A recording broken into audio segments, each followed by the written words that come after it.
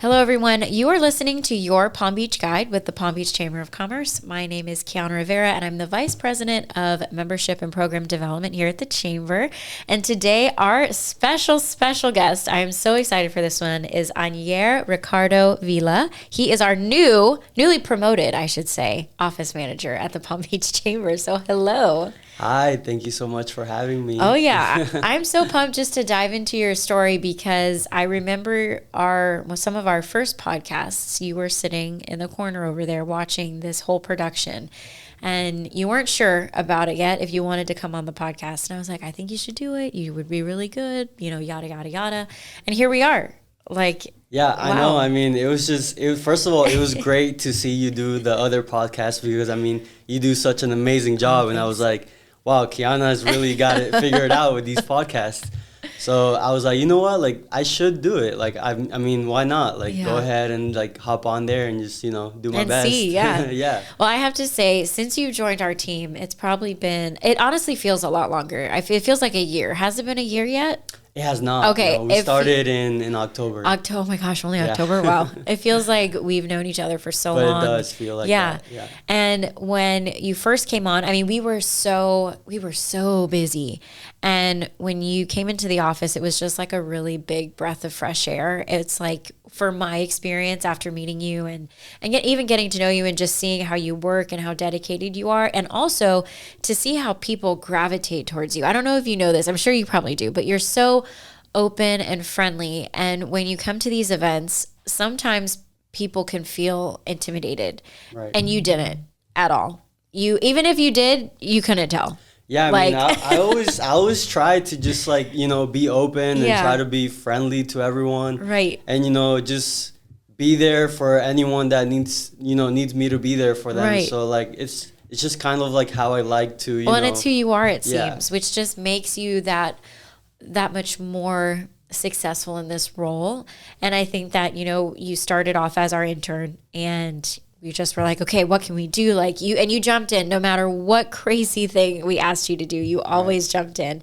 And now when we had our meeting a couple weeks ago to say, we want you on full time and to be a part of this team long term, it was like, of course, that's a no-brainer for us. So I'm so glad you accepted. Yeah, and I was so happy that you guys gave me the opportunity. being at the Chamber has been, amazing.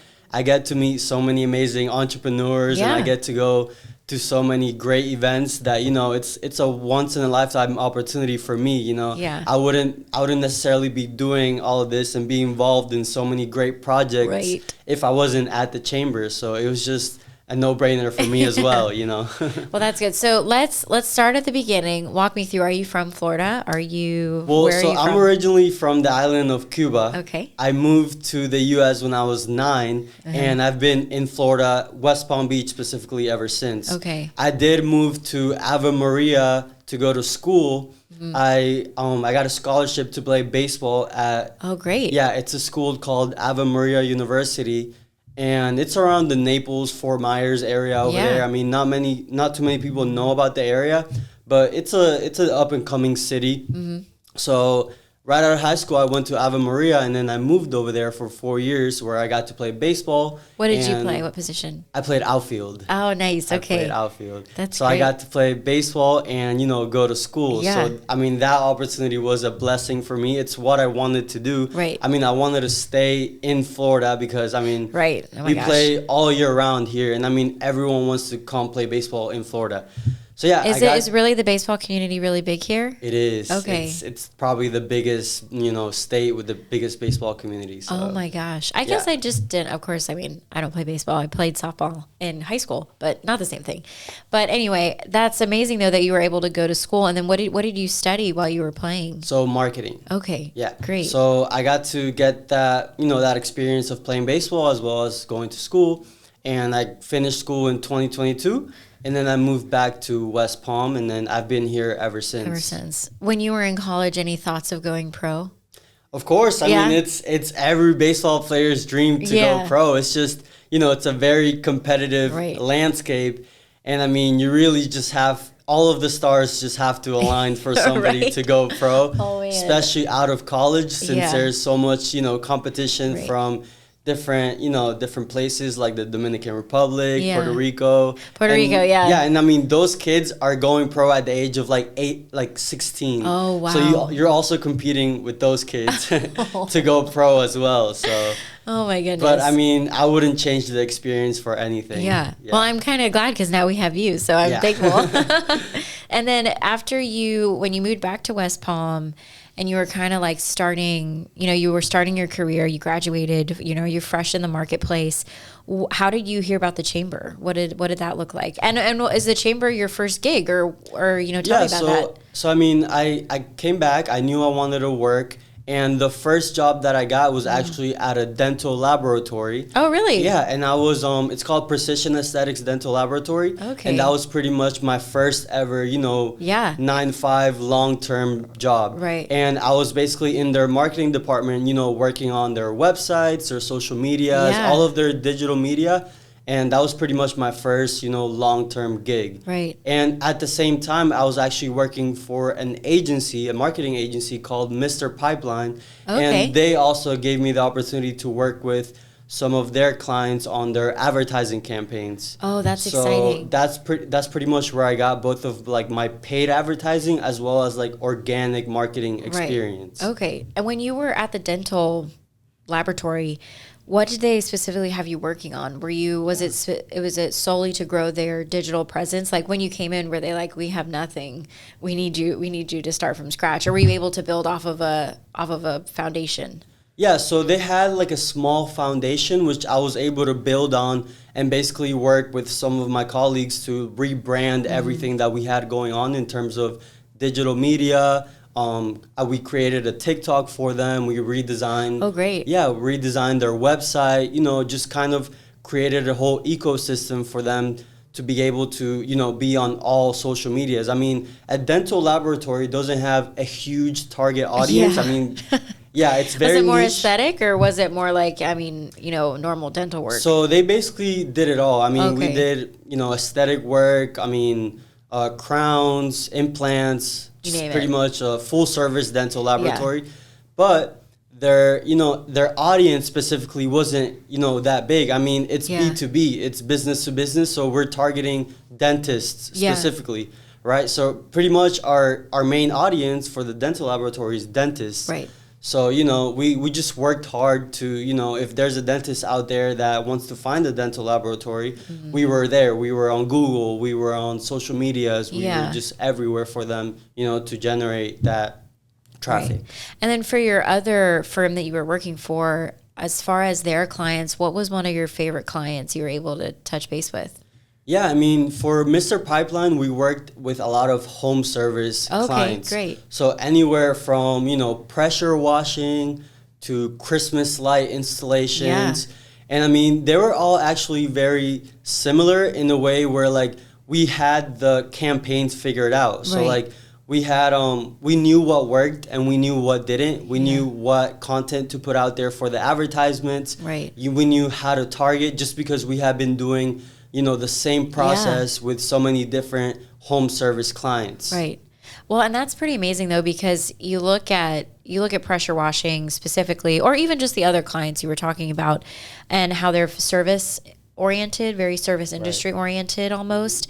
And you really have to get creative sometimes because the market is huge for them. They got a lot of competition. They have a lot of so you really have to share their story and make them unique in order for them to get hired. Yeah, it's interesting because we did have to get creative for us to generate leads for them. Yeah. But at the same time, you'd be surprised at how many of these type of businesses there are out there that are not doing this advertising and that are, missing market share because they're not, taking that next step. Do you think they know? Do you think businesses like that know that they're missing this in their business plan? So I think a lot of them know. A lot of them know that, they can advertise and they can do this and they can do that.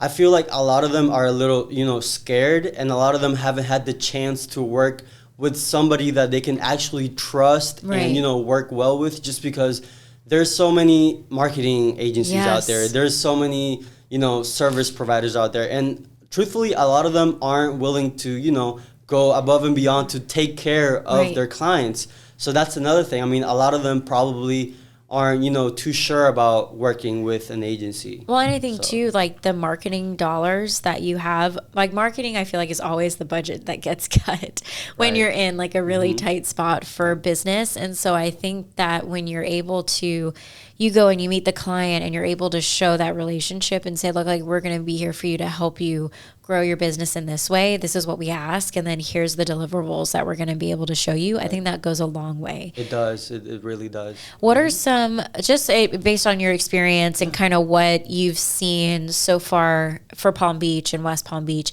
what are some big marketing trends going on right now that you think businesses should take advantage of? Yeah, I mean, so there's many different marketing trends going on. I feel like businesses should take advantage of creating more, you know, personal, relatable content, and just being able to distribute it on all social media, so they can definitely create that SEO, that search engine optimization. So, for example, if somebody is searching for a specific term on TikTok, for example, they would want their business to show up. And I mean, this is done through, you know, for example, optimizing the captions, not just, you know, the content itself. You can also work with the different hashtags.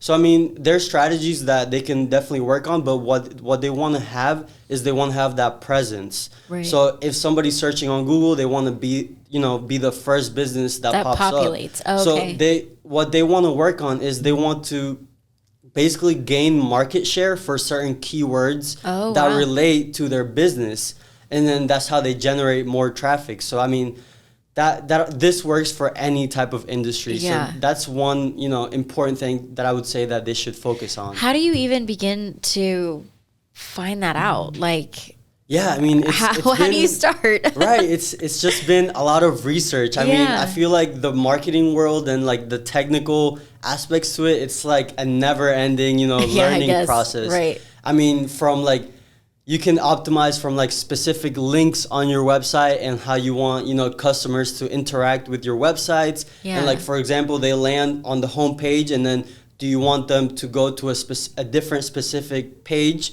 You can optimize for that. You can optimize like for on-page SEO, basically the copywriting that you have on your website. Do you want it to relate heavier on a specific service that you do, less on a specific service that you do? And I mean, there's so many different things that you can work with. Yeah, and I mean, I love learning about this stuff. You're so contagious when you speak about this. It's great to see because you're passionate about it, and it seems like you are actively learning about this platform. And you kind of have to, because just everything, all of the platforms change every single day. Everything changes. When Facebook Meta or whatever, when Meta changes again, you're like, oh my gosh, what's happening now?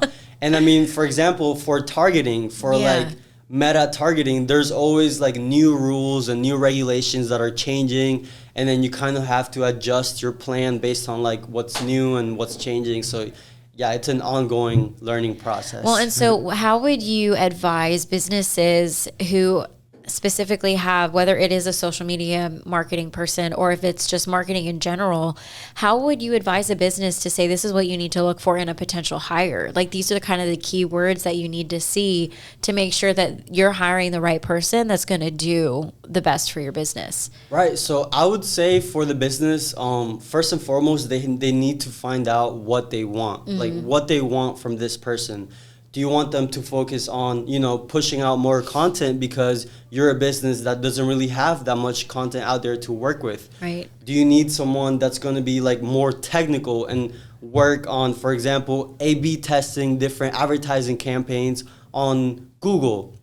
You know, so this would be somebody that would need a little bit more experience. Maybe look for that Google certification, somebody that has that experience. Also, are you working with a huge budget? Right. Do you need someone that has experience with like a bigger budget, somebody that's going to be able to actually distribute this budget properly? So this would be somebody that would require a lot more experience and probably at a higher, you know, pay rate. Hey, right. Do you need somebody to just, you know, let's say you're a business and you have a well budget for example, social media. Do you need somebody to just focus on social media? So as a business, you really have to know what you need from this hire, and then just kind of go from there, you know? And what would you say to like real quick, sorry. You're listening to Your Palm Beach Guide with the Palm Beach Chamber of Commerce. Our guest today is Anier Ricardo Vila.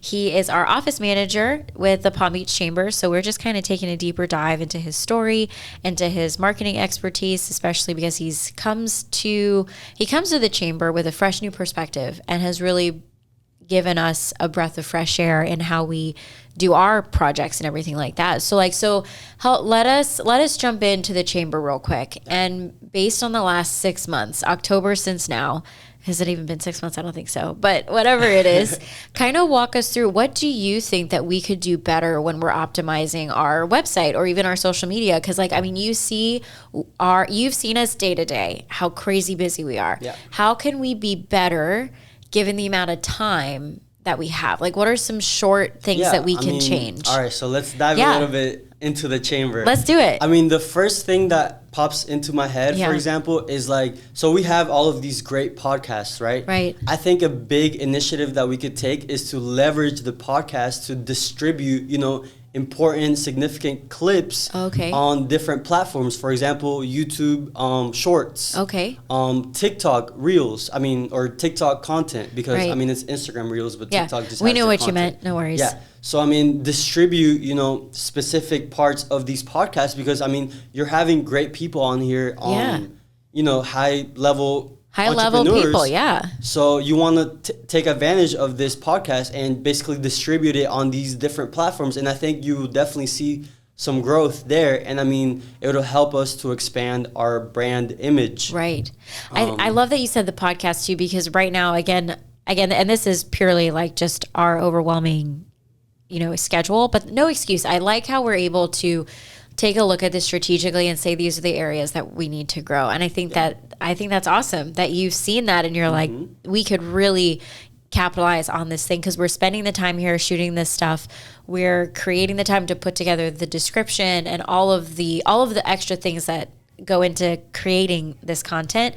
And now we're able to then really push it forward even more. And it could also benefit like our members themselves, because they're having, their brand image also distributed on different platforms, and it could also add to their membership benefits. Right. So we could look at it that way as well. Okay. What else? Yeah. That's a podcast check. Podcast check. Another thing that comes to mind is, like, for example, if somebody's searching on Google for the Palm Beach Chamber or a local chamber, we want to be the first name on there. Right. And a big thing that we can take advantage of is Google reviews.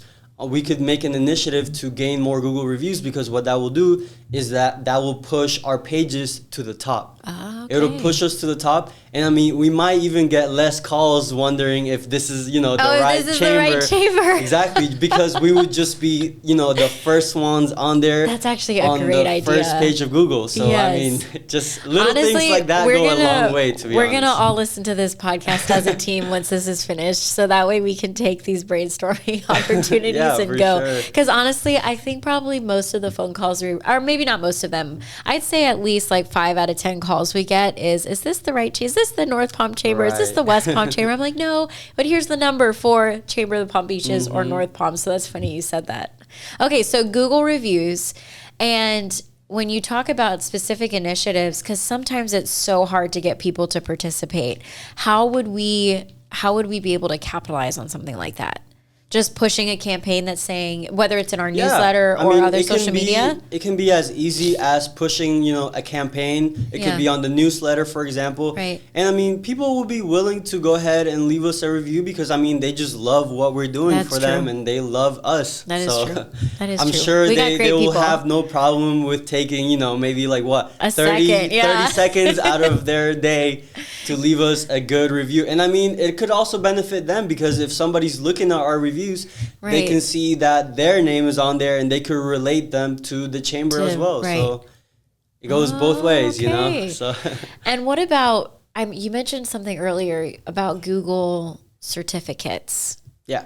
When you have a business that is seasoned here in Palm Beach County, like they've been around for a long time, but maybe they don't come from the tech generation, how could you, as a young entrepreneur and marketer approach them to be like, this is really important for your business, for the longevity of your business, and to sustain it through generations to come. Yeah, I mean, so first of all, I'm glad you brought that up, because, for example, for SEO, once a business takes the initiative to work on their search engine optimization, so they can show up on Google, so they can show up on TikTok, so they can show up on Meta, Instagram, Facebook.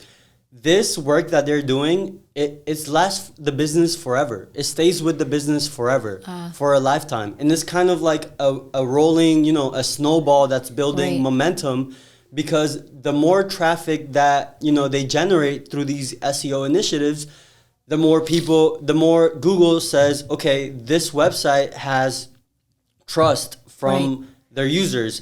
It has, it's authoritative. So Google says, okay, then maybe we should keep pushing them out, and maybe we should keep showing them to more customers, because also at the end of the day, Google wants users to stay on Google, right? Right, yeah. So if you have some great content that's making users stay on your website, Google likes that. It appreciates it. Right. So, I mean, this is something that the business will, profit from forever. It just keeps on going. So, and it's a learning process for the business owner. I mean, I don't blame for a lot of different industries for not knowing this. Right. It's complicated tips sometimes. and tricks, because it can get complicated. Right. And I mean, it's just a lot. It's a learning process. But yeah, I mean, I would say it's definitely worth it, because it can go a long way. And another huge point that I can bring up is that if you look at the big players, the big industry leaders, they're doing this. Okay. They're on every platform. They're creating SEO optimized content. It's easy for users to find them. Yeah. So just look at what the big players are doing, and I mean that should tell you all you need to know. Yeah. Oh my gosh, that's so great. Well, as we wrap up on your, kind of tell people how they can get a hold of you, how they can find you. Yeah, so I mean, I'm pretty much on every single platform. If you look up Anier Ricardo, my agency is also called ARV Marketing. We're also on every single platform. So I mean, just look me up, and I'm sure you'll find me. And of course, he's at every single one of our events at the Chamber. And you'll find me at the Chamber at every single one of the events, the big breakfast, the young professional events, I'll be there. So, I mean, if you ever want to talk some marketing, or I mean, I'm also into finance and anything else, I'm there. I know, and I wish we're going to have you back on, because I know you really love to talk about crypto. And so we're definitely going to have a secondary session where you talk about that too. So stay tuned, because that will be on the schedule for the future. But Anier, thank you so much. Thank you.